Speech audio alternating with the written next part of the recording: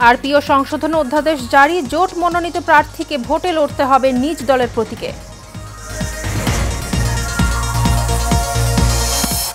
কেন্দ্রীয় নির্বাচন পরিচালনা কমিটি গঠন করল এনসিপি। কমিটির প্রধান নাসির উদ্দিন পাটোয়ারি, সেক্রেটারি তাসনিম জারা। এবং তত্ত্বাবধায়ক সরকার ব্যবস্থা ফেরাতে সপ্তম দিনের আপিল শুনানি চলছে।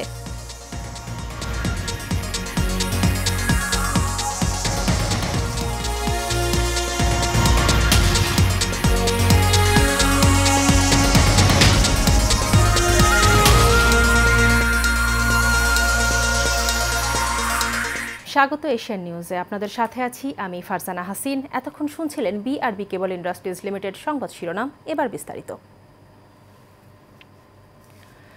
উপদেষ্টা পরিষদের নীতিগত অনুমোদনের পর গণপ্রতিনিধিত্ব আদেশ আরপিও সংশোধন অধ্যাদেশ জারি করেছে আইন মন্ত্রণালয়। এর ফলে জোট মনোনীত প্রার্থীকে নিজ দলের প্রতীকে ভোট করতে হবে। এর আগে 23 অক্টোবর উপদেষ্টা পরিষদের বৈঠকে আরপিও সংশোধন অধ্যাদেশের খসড়ার নীতিগত অনুমোদন হয়। এরপর জোট মনোনীত প্রার্থীকে নিজ দলের প্রতীকে ভোট করা নিয়ে বিএনপি আপত্তি তুললেও জামায়াত ও এনসিপি 20 ধারায় এই সংশোধন বহাল রাখার দাবি জানায়। ত্রয়োদশ সংসদ নির্বাচনকে সামনে রেখে এক গুচ্ছ সংশোধন আনা হয়েছে আরপিওতে।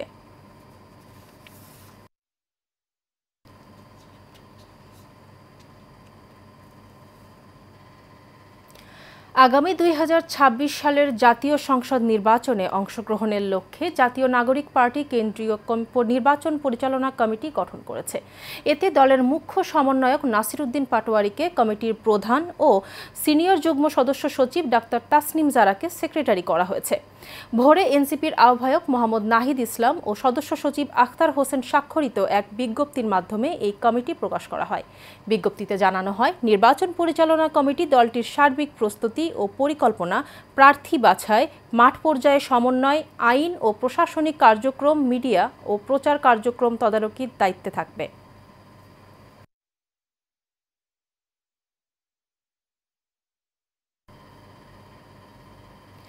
বিএনপির দলীয় মনোনয়নকে কেন্দ্র করে সহিংসতা, হানাহানি ও রাস্তা অবরোধ সহ জনস্বার্থে বিরোধী কর্মকাণ্ডে লিপ্ত হওয়ায় 4 নেতাকে বহিষ্কার করেছে দলটি। সোমবার দিবাগত রাতে বিএনপির সিনিয়র যুগ্ম মহাসচিব অ্যাডভোকেট রুহুল কবির রিজভী স্বাক্ষরিত এক প্রেস বিজ্ঞপ্তিতে এই বহিষ্কারাদেশ দেওয়া হয়।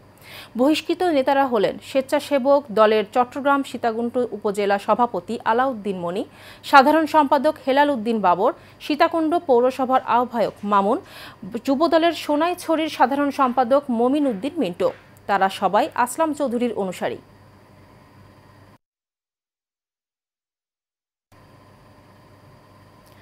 নির্বাচনকালীন তত্ত্বাবধায়ক সরকার ব্যবস্থা ফেরাতে সপ্তম দিনের আপিল শুনানি শুরু হয়েছে। বিএনপির পক্ষ থেকে শুনানি করছেন সিনিয়র আইনজীবী জয়নুল আবেদিন। সকালে প্রধান বিচারপতি সৈয়দ রেফাত আহমেদের নেতৃত্বাধীন আপিল বিভাগে 7 সদস্যের পূর্ণাঙ্গ বেঞ্চে শুনানি শুরু হয়। এর আগে 6ষ্ঠ দিনের শুনানিতে বিএনপির আইনজীবীরা আপিল বিভাগকে বলেন, তত্ত্বাবধায়ক ব্যবস্থা বাতিল করে রায়ের পর দেশের রাজনীতিতে সংকট তৈরি হয়, ফলে তত্ত্বাবধায়ক সরকার ব্যবস্থা ফেরানো প্রয়োজন। এর আগে জামায়াত ও সুজনের পক্ষে শুনানিতেও আইনজীবীরা তত্ত্বাবধায়ক ব্যবস্থা ফেরাতে আইনি যুক্তি তুলে ধরেন। গত 27 আগস্ট তত্ত্বাবধায়ক সরকার ব্যবস্থা বাতিলের রায় পুনর্বিবেচনা চেয়ে করা আবেদন মঞ্জুর করেন সর্বোচ্চ আদালত। 2011 সালে সংখ্যাগরিষ্ঠ মতামতের ভিত্তিতে তত্ত্বাবধায়ক সরকার বাতিল করে রায় দেন সাবেক প্রধান বিচারপতি ABM খায়রুল হকের আপিল বিভাগ।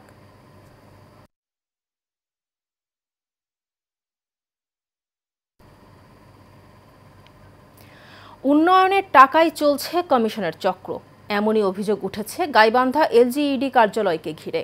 ঠিকাদারের দাবি, কোনো কাজের বিল তুলতে গেলে দিতে হয় শতকরা 5 টাকা কমিশন, আর সেই টাকা না দিলে আটকে দেওয়া হয় বিল।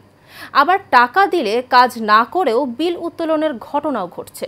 সম্প্রতি এসব নানা অভিযোগের জেরে LGED অফিসে উত্তেজনা ছড়িয়ে পড়লে ক্ষমা চাইতে বাধ্য হন নির্বাহী প্রকৌশলী নিজেই। সুমন মণ্ডলের প্রতিবেদন জানাচ্ছেন শেখ ফাহিম। ঘুষের টাকা চাওয়াকে কেন্দ্র করে এভাবেই ঠিকাদারদের রোষানলে পড়েন গাইবান্ধা LGEDর নির্বাহী প্রকৌশলী উজ্জ্বল চৌধুরী। শেষ পর্যন্ত ভবিষ্যতে এমন ঘটনার পুনরাবৃত্তি হবে না মর্মে ক্ষমা চান প্রকাশ্যে। চলতি বছরের ২৮ জুলাই IRIDF ৩ প্রকল্পের আওতায় পলাশবাড়ী উপজেলা পবনাপুর ইউনিয়নের সামনে থেকে হরিণাবাড়ি বাজার পর্যন্ত রাস্তার কাজে আগাম বিল দেওয়া সহ নানা অনিয়মের অভিযোগে নির্বাহী প্রকৌশলী উজ্জ্বল চৌধুরী সহ বেশ কয়েকজনের বিরুদ্ধে জেলা প্রশাসকের কাছে অভিযোগ দেওয়া হয়। এই যে এলজিডিতে যে গন্ডগোলটি 5% পিসি ও ঠিকাদারদের সাথে বিভিন্ন অনিয়ম দুর্নীতি নিয়ে যে হট্টগোলটা, এটা অত্যন্ত তার জন্য অসম্মানজনক। আমরা আসলে এটা জানতে চাই যে কোনো কাজ করার আগে তাকে 5% দিতে হয়, এটা কি আসলে সরকারি প্রথা না সরকারের কোনো রুলসের মধ্যে আছে? নির্বাহী প্রকৌশলী সাহেব উনি হাত জোর করে তাদের কাছে ক্ষমা চাচ্ছেন, আসলে এটা খুবই দুঃখজনক। সুশীল সমাজের অভিযোগ, উন্নয়নের নামে নিজেদের উন্নয়ন করে চলেছেন এই নির্বাহী প্রকৌশলী সহ তার সহচররা।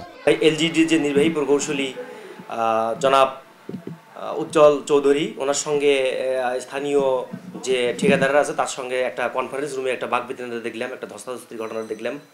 সেখানে আরও একটা জিনিস আমি লক্ষ্য করলাম যে এক পর্যায়ে অভিযোগের বিষয়ে নির্বাহী প্রকৌশলী উজ্জ্বল চৌধুরীর ক্যামেরার সামনে কথা বলতে রাজি না হলেও তদন্ত করে ব্যবস্থা নেয়ার আশ্বাস এই কর্মকর্তার। আবার নতুন চিফ ইঞ্জিনিয়ার এখন পর্যন্ত আজকে 3 দিন যাবত আমাদের পোস্ট খালি, বুঝতে পারছেন? বুঝছেন, আবার চিফ ইঞ্জিনিয়ার নাই। হ্যাঁ, আমরা অভিভাবক হ্যাঁ, এই সত্যি কথা যেটা বুঝতে পারছি। তো আর যিনি চিফ ইঞ্জিনিয়ার আসবেন, আসতে উনি ব্যবস্থা নেবেন। গাইবান্ধা এলজিইডিতে ঘুষের এই সংস্কৃতি বন্ধে প্রশাসনিক তদন্ত হবে কিনা তা এখনও দেখার বিষয়। Sheikh Fahim, Asian television. চাঁপাইনবাবগঞ্জে শুক্রবার থেকে শুরু হওয়া টানা বৃষ্টিপাতের কারণে ব্যাপক ক্ষয়ক্ষতি হয়েছে কৃষকদের। কৃষি বিভাগের তথ্য অনুযায়ী বৃষ্টি শুরু হওয়ার পর থেকে সবচেয়ে বেশি বৃষ্টি হয়েছে সদরে, যেখানে বৃষ্টিপাতের পরিমাণ 260 মিলিমিটার। এছাড়া পুরো জেলায় গড় বৃষ্টিপাতের পরিমাণ 191 মিলিমিটার। এতে নষ্ট হয়েছে মাঠে থাকা আমন ধান, সরিষা ও শীতকালীন শাকসবজি। কৃষকরা বলছেন আর 1 সপ্তাহ পরেই শুরু হতো ধান কাটা, কিন্তু বৃষ্টির কারণে বেশিরভাগ ফসলই নষ্ট হয়ে গেছে।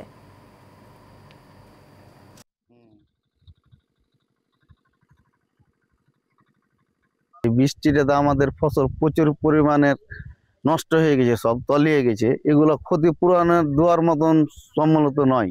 বৃষ্টির কারণে ধান কিকে, শস্য কিকে, পেঁয়াজ, হলদি সব কিকে ডুবে গেছে। কিস্তি তুলে এগুলো কিকে চাষাবাদ করেছি, এখন ডুবে যে কিকে আমরা সব নিঃস্ব হয়ে গেছি। হাজার হাজার রসুন আপনার ক্ষতি হয়েছে। পানি যেরকম হয়েছে এই ফসল আসা নাই। শস্যের ফসল গালাও কি হারে বুনেছিল, সব ক্ষয়ক্ষতি হয়ে গেছে, সব আর কি তলিয়ে গেছে, আর কি প্রচুর পরিমাণ ক্ষয়ক্ষতি হয়েছে। এগুলা কোনো পাওয়ার সম্ভাবনা নাই। জেনে ধান আপনার মটর, খেসারি, মুসরি এগুলা ব্যাপক জেনে ক্ষতিগ্রস্ত এখন জেনে। আমরা চূড়ান্ত রিপোর্ট দেওয়ার পরে সরকার যেরকম যেটা ভালো মনে করবে সেভাবে আমরা প্রস্তাবনা দিব। যে এলাকায় যেটা আমাদের হয় সেটা আমরা প্রস্তাবনা দিব। সরকার যদি সেভাবে প্রণোদনা দেয় আমরা সেটা পৌঁছে দেওয়ার ব্যবস্থা করব। নারায়ণগঞ্জের রূপগঞ্জে বিশেষ অভিযান চালিয়ে শীর্ষ সন্ত্রাসী, মাদক ও অস্ত্র ব্যবসায়ী রবিনকে অস্ত্র ও বিপুল পরিমাণ মাদক সহ গ্রেফতার করেছে সেনাবাহিনী। সোমবার রাতে উপজেলার চনপাড়া পুনর্বাসন এলাকার একটি বাসায় অভিযান চালিয়ে তাকে আটক করা হয়। পূর্বাচল আর্মি ক্যাম্পের commanding officer lieutenant colonel Ishtiaq জানান, গোপন তথ্যের ভিত্তিতে এই অভিযান পরিচালনা করা হয়। অভিযানকালে ডোবা থেকে একটি বিদেশি পিস্তল, একটি রিভলভার, একটি 2 নলা বন্দুক এবং বেশ কিছু দেশীয় অস্ত্র উদ্ধার করা হয়েছে। এছাড়া উল্লেখযোগ্য পরিমাণ হেরোইন, গাঁজা ও ইয়াবা ট্যাবলেট জব্দ করা হয় অভিযানে। ঢাকার ধামরায় দক্ষিণ দেপাশাই মাঝিপাড়া বংশী নদীর ওপর প্রায় 10 কোটি টাকা ব্যয়ে নির্মিত সেতুর নেই কোনো সংযোগ সড়ক। এতে সীমাহীন ভোগান্তি পোহাতে হচ্ছে স্থানীয়দের। সংযোগ সড়ক না থাকায় সেতুতে উঠতে হচ্ছে মই বেয়ে। 2022 সালে নির্মাণ কাজ শেষ হওয়ার কথা থাকলেও সেতুর 2 পাশে সংযোগ সড়ক ও রেলিংয়ের কাজ শেষ না করেই ঠিকাদার প্রতিষ্ঠান উধাও হয়ে যায়। এ বিষয়ে ধামরাই উপজেলা প্রকৌশলী মোহাম্মদ মিনারুল ইসলাম জানান, দ্রুত সংযোগ সড়ক নির্মাণের প্রক্রিয়া চলছে। আমরা এই ব্রিজে হাঁটা চলা করা মানে খুব কষ্ট হয়, এই কারণে আমরা এটাই অসুবিধা আছি, মানে দ্রুত কাজটা জানি হয়। এই জায়গায় দিয়ে কোনো রোগী আসলে, কোনো অসুস্থ লোক থাকলে অ্যাম্বুলেন্স আসতে পারে না। আমাদের ব্রিজের কাজ চলমান, এই ব্রিজের যে কন্ট্রাক্টর সেও পলাই গেছে। এই ব্রিজের যে সংযোগ সড়কটা অতি তাড়াতাড়ি আমরা সরকারের কাছে দৃষ্টি আকর্ষণ করে বলছি যেন তাড়াতাড়ি এই কাজটা চলমান হোক। এই যে কন্ট্রাক্টর এখন 6 মাস ধরে নাই, রাস্তাটা খুব করতে হয়, চালু করতে হয়, তাই আমরা তাড়াতাড়ি আসতে পারি, খুব কষ্ট হয় আসতে। অতি শীঘ্রই সে কাজ শুরু না করে তাহলে আমরা কাজটি বাতিল করবো, আবার পুনরায় টেন্ডার করে কাজটি বাস্তবায়ন করবো। ধানের শীষ শুধু একটি প্রতীক নয়, এটি মানুষের স্বপ্ন ও প্রতিরোধের প্রতিচ্ছবি বলে জানিয়েছেন চট্টগ্রাম দক্ষিণ জেলা বিএনপির সাবেক সিনিয়র যুগ্ম আহ্বায়ক এনামুল হক এনাম। বিএনপির ৩১ দফা বাস্তবায়নের লক্ষ্যে পটিয়া উপজেলার ৭ নম্বর জিরি ইউনিয়নে আয়োজিত উঠান বৈঠকে তিনি একথা বলেন। ১ নম্বর ওয়ার্ড বিএনপির সাবেক সভাপতি খাইরুল আমিন বাবুলের সভাপতিত্বে ও সাবেক সাধারণ সম্পাদক দিদারুল আলমের সঞ্চালনায় সভায় উপস্থিত ছিলেন উপজেলা বিএনপির সদস্য সচিব খোরশেদ আলম, সাজ্জাদ হোসেন রুবেল সহ অনেকে।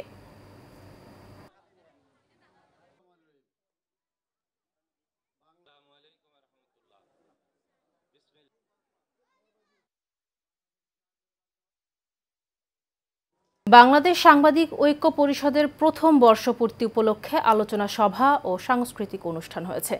সোমবার সন্ধ্যায় রাজধানীর একটি হোটেলে বাংলাদেশ সাংবাদিক ঐক্য পরিষদের প্রতিষ্ঠাতা চেয়ারম্যান সাব্বির আহমেদ রনির সভাপতিত্বে অনুষ্ঠানের উদ্বোধক ছিলেন জাতীয় প্রেস ক্লাবের সাধারণ সম্পাদক আইয়ুব ভূঁইয়া। এতে প্রধান আলোচিত ছিলেন কবি ও সাংবাদিক রাজু আলীম। এ সময় বক্তারা বলেন, বাংলাদেশ সাংবাদিক ঐক্য পরিষদের জীবনের ঝুঁকি নিয়ে কাজ করা সাংবাদিকদের পাশে থাকবে এবং সাংবাদিকদের জীবনমান উন্নয়নে সব সময় কাজ করবে।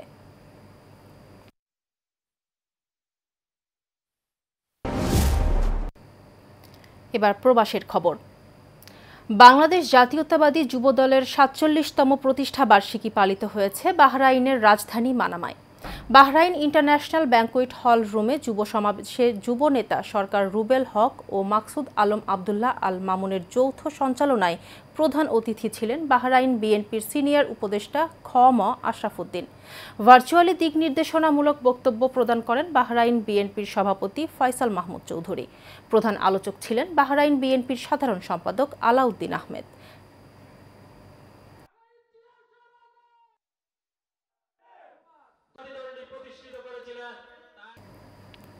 শেষ করব এশিয়ান নিউজ, তার আগে বিআরবি কেবল ইন্ডাস্ট্রিজ লিমিটেড সংবাদ শিরোনামগুলি জানিয়ে দেব আরও একবার।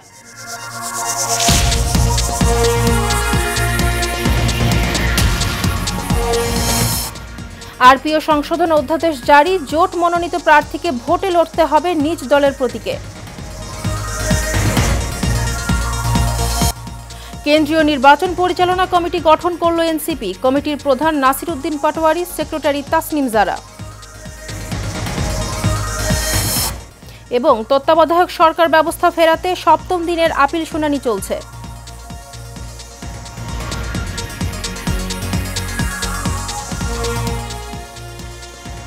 এশিয়ান নিউজ এ পর্যন্তই। পরের সংবাদ দেখার আমন্ত্রণ রইল। ধন্যবাদ সাথে থাকার জন্য।